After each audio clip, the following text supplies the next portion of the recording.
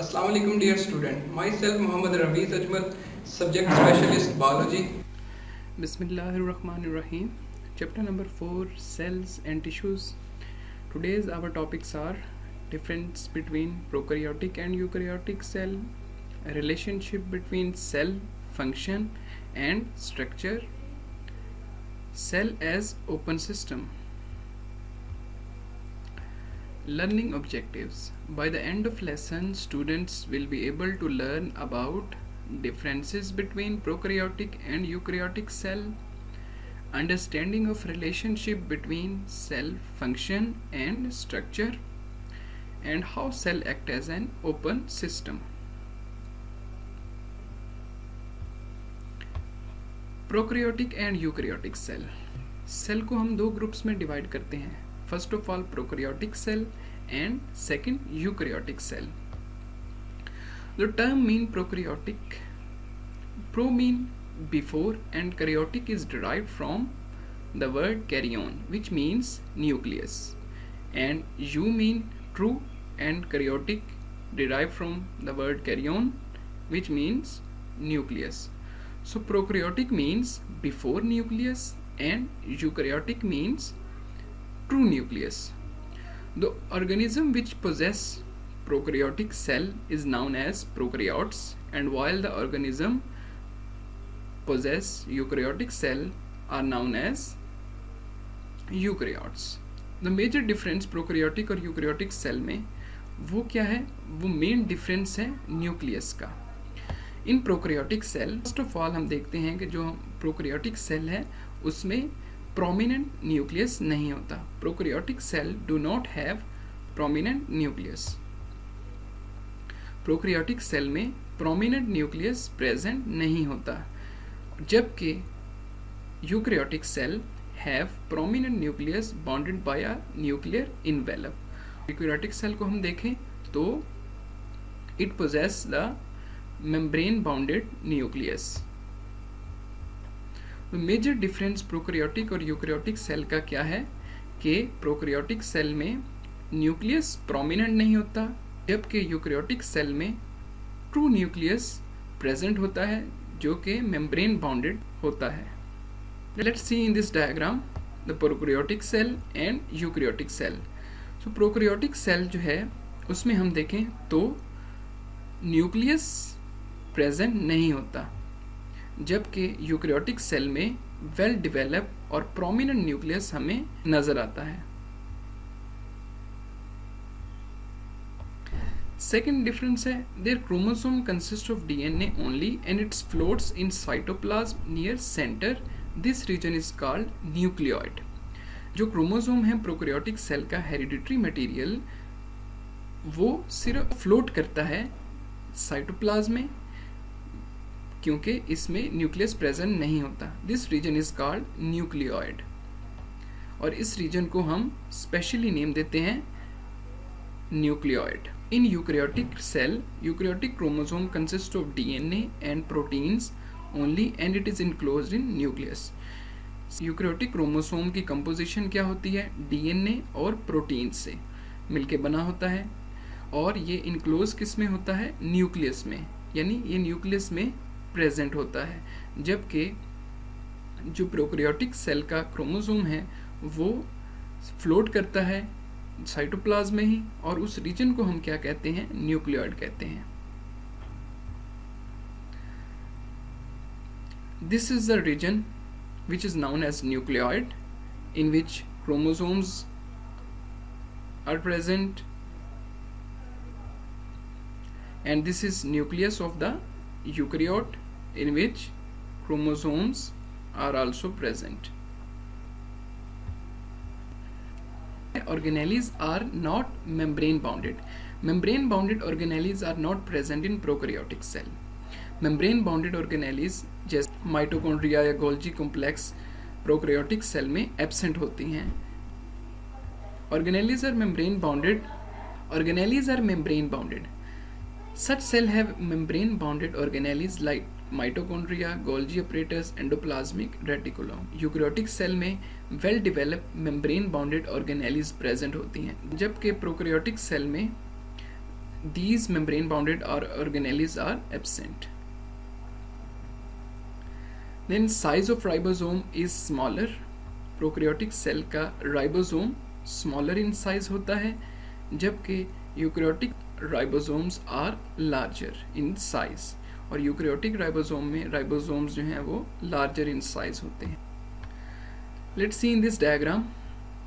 हमने बात की कि प्रोकैरियोटिक सेल के अंदर different type of organelles absent होती हैं. सो इस डायग्राम में हमें क्लियरली नज़र आ रहा है कि जो ऑर्गेनेलिस हैं मोस्टली, जैसा कि mitochondria, Golgi complex, endoplasmic reticulum वगैरह, वो एब्सेंट हैं. सिर्फ और सिर्फ राइबोसोम्स प्रेजेंट हैं. राइबोसोम का फंक्शन क्या है? These are the sites of protein synthesis.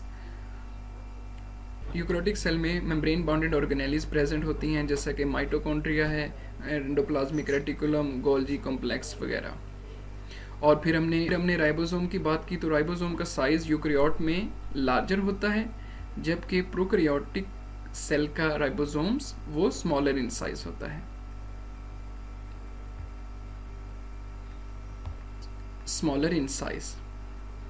Prokaryotic cell, एक नॉर्मल एवरेज प्रोकैरियोटिक सेल वो as compare to eukaryotic cell small होता है, उसका साइज कम होता है, जबकि average eukaryotic cell are 10 times larger, जबकि यूकैरियोटिक सेल, एक आम यूकैरियोटिक सेल 10 टाइम्स लार्जर होता है. Then has composition of cell wall. Prokaryotic cell wall is made of peptidoglycan, a large polymer of amino acid and sugar.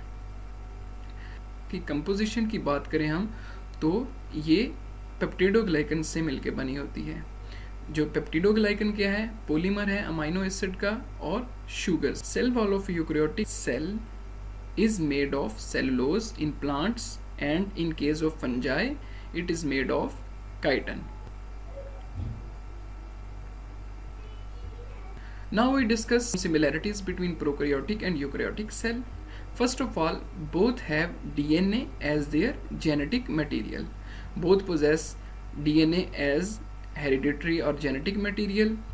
Then both possess plasma membrane. Ribosomes are also present in both type of cells.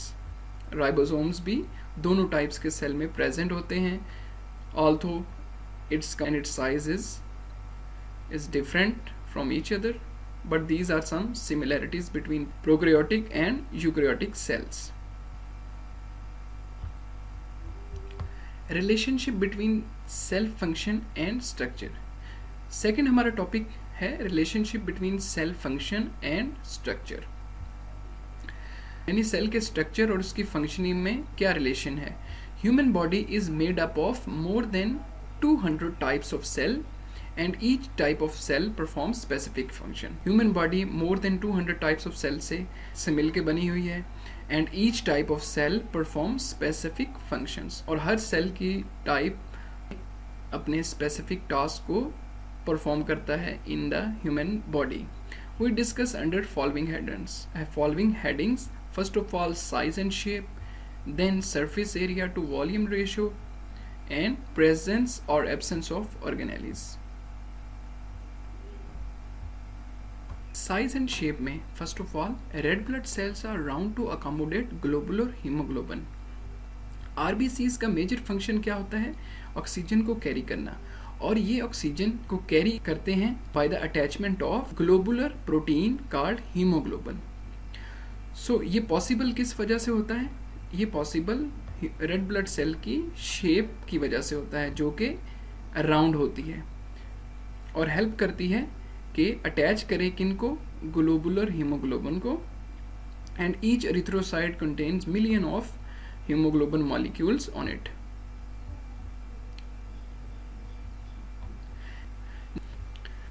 Second है nerve cells. Nerve cells are long for the transmission of nerve impulse. Nerve cell जिनको हम neuron भी कहते हैं, these are basic structural and functional unit of nervous system. और इनका function क्या होता है कि ट्रांसमिशन ऑफ नर्व ब्रेन से टुवर्ड्स द अफेक्टर्स की तरफ नर्व इम्पल्स को लेके जाना. और ये इसी वजह से इलोंगेटेड इन नेचर होती हैं, ताकि ट्रांसमिशन ऑफ नर्व इम्पल्स वो इफेक्टिवली हो सके. Third one, xylem. Xylem cells are tube-like and have thick walls for conduction of water and sport. Xylem cell की हम बात करें तो xylem cells जो कि प्लांट में प्रेजेंट होते हैं, इनका बेसिक फंक्शन क्या होता है कि रूट से वाटर की अपटेक करना और इनको वाटर की सप्लाई करना towards its upper or aerial portions, and second they are thick in nature and hence they provide support. Now surface area to volume ratio. Root hair cells have large surface area for the maximum absorption of water and salts. Root hair cells जो कि plants में present होते हैं roots में, तो इनका function क्या होता है? Root hair cells have large surface area for the maximum absorption of water and salts. Surface area क्या होता है? Large होता है और इसका purpose क्या होता है? ताकि ये maximum water और salts की absorption कर सके soil से. Then cells involved in photosynthesis have chloroplast. जिन सेल ने photosynthesis के process में रोल प्ले करना है वो क्लोरोप्लास्ट जो कि स्पेशल ऑर्गेनेलिस होती हैं, जिनका फंक्शन क्या है? फोटोसिंथेसिस के प्रोसेस को कैरी करना, and hence these are present in the plant cells. Then cell involve in making secretions have more complex endoplasmic reticulum and Golgi apparatus. ऐसे सेल जिनका फंक्शन क्या होता है? सिक्रीशंस, उनके अंदर मोर कॉम्प्लेक्स एंडोप्लाज्मिक रेटिकुलम होता है और गोल्जी ऑपरेटस. और गोल्जी ऑपरेटस और एंडोप्लाज्मिक तो इनका फंक्शन कि सेल की सिक्रेशन को कैरी करना, फिर उनकी पैकेजिंग करवाना. And now we see role of different cells in our body. First of all, nerve cells conduct nerve impulse. Nerve cell का फंक्शन क्या होता है? Nerve impulse को कंडक्ट करना. Then muscle cells share their role in movement in the body. Muscle cell का function क्या होता है कि मूवमेंट, बॉडी की मूवमेंट में हेल्प करना. जैसे कि आर्म की बात करें हम तो bicep and tricep muscles body movement में हेल्प करते हैं. Then red blood cells carry oxygen. Red blood cells का फंक्शन क्या होता है? ऑक्सीजन को कैरी करना. White blood cells kill foreign agents and play important role in defence mechanism of body. और white blood cells basically these are our army of the body and hence they provide defense mechanism against foreign particles, foreign invaders जैसे कि microorganisms, bacteria, fungi and viruses वगैरह. So ये white blood cells क्या करते हैं? हमारी body को protect करते हैं किनसे? फॉरेन इन्वेडर से, और हमारे डिफेंस मैकेनिज्म में हमारी बॉडी की मदद करते हैं. Then skill cells act as a physical barrier against foreign material, serve as a receptors for temperature, touch, pain, etc. Skin cell physical barrier provide करते हैं किनके against?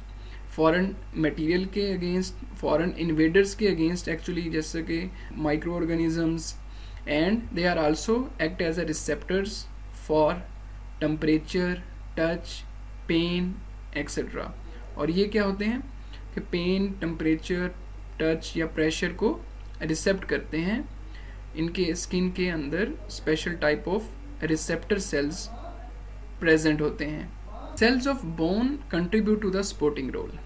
हमारा स्केलेटल सिस्टम को कौन बना रहे हैं? वो हमारी बोन्स बना रही हैं. Bone cells provide the supporting role in our body and our skeletal system. Cell as an open system. A cell works as an open system. It takes in substances needed for its metabolic activities through its cell membrane. Then it performs the metabolic processes assigned to it. Products and byproducts are formed in metabolism. Cell either utilizes the products or transport them to other cells. The byproducts are either stored or excreted out of cell. Cell work करता है as a open system, यानी कि some substances को for their metabolic activities ये intake करता है, जैसे कि minerals, ions and salts, और वो अपना पार्ट प्ले करते हैं मेटाबॉलिक प्रोसेसेस में. और फिर मेटाबॉलिक प्रोसेसेस के रिजल्ट में प्रोडक्ट्स एंड बाई प्रोडक्ट्स बनती हैं. और सेल इन प्रोडक्ट को यूज़ करता है या वो ट्रांसपोर्ट करेगा to other cells. The by products are either stored और एक्सक्रीटेड आउट ऑफ सेल्स। और ये बाई प्रोडक्ट्स सेल के अंदर स्टोर भी हो सकती हैं और एक्सक्रीटेड भी आउट ऑफ सेल होती हैं। So this is our today's lecture. हमने जो आज लेक्चर पढ़ा उसके असेसमेंट में हम देखें तो इम्पोर्टेंट एमसीक्यूज कौन कौन से हैं। First of all, eukaryotic chromosome consist of option A DNA, protein, option C DNA and proteins, none of these.